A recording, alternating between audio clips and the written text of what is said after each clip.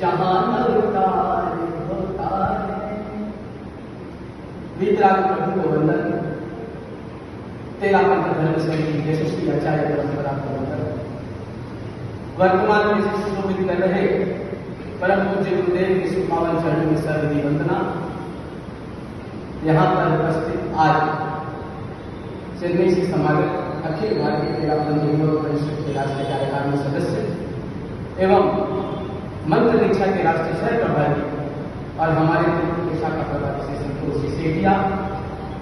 अखिल भारतीय तेरा पंथ परिषद के राष्ट्रीय कार्यकारिणी सदस्य मेरे अनन्य मित्र भाई संजीव जी गुप्ता, तेरा पंथ योग परिषद के हमारे उपाध्यक्ष प्रथम श्री जय सिंह जी कोठारी, मैं एक नाम मिस कर गया, हमारे राज्य के साथी भाई चेतन जी बरैया भी है। इसी के साथ यहाँ के मंत्री हमारे गुरु जी और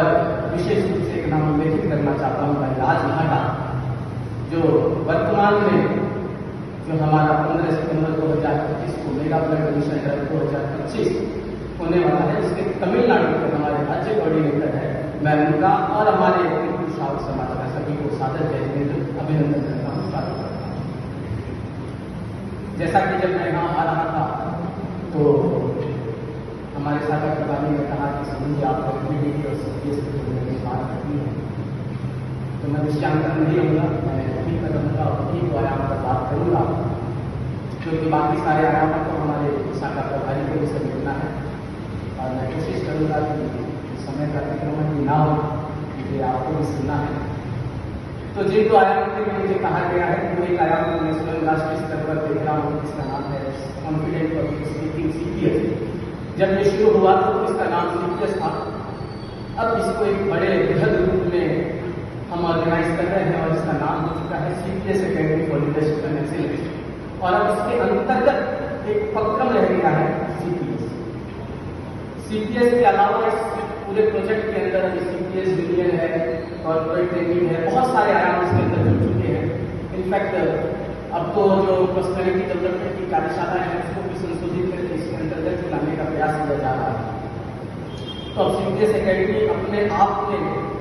एक बहुत बड़ी संस्था का रूप ले रहा है और इस एकेडमी का नाम भी दिया जा चुका है।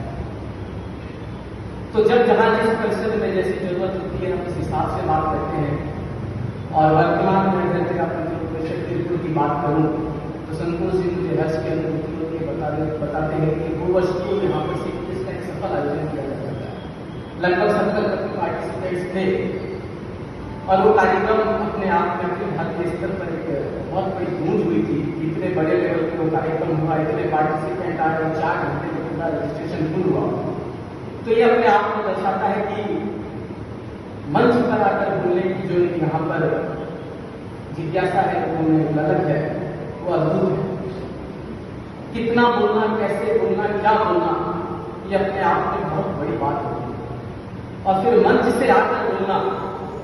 निश्चित अपने आप में इस बात को और विशिष्ट बनाती है। कॉन्फिडेंट पब्लिक स्पीकिंग के माध्यम से हम प्रतिभागी को ये समझाते हैं कि किस तरह से आकर मंच पर अपने ऑडियंस को संबोधित कर सकते हैं, विषय पर किस तरह अपनी बात रख सकते हैं, आपका बॉडी लैंग्वेज क्या होना चाहिए, आपका जेस्चर क्या होना चाहिए, किस प्रभावी ढंग से ऐसा हो कि जब आप बोले तो जो आपकी श्रोता है उनके पलक भी ना चुके और उनका एक तक आपके प्रति जो उनका ध्यान है आकर्षित बना रहे।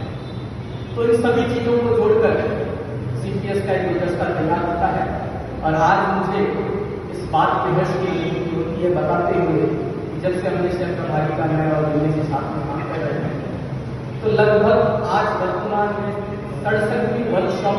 बलपेटा में आयोजित हो रही है। वहां पर भी कार्यशाला का निर्माण पहली बार ऐसा हुआ जब पारंपरिक शिक्षण संस्थान में मुमुक्षु बहनों को हमने सीपीएस की ट्रेनिंग दी, क्योंकि वहां भी उनको लगा कि एक वक्ता के रूप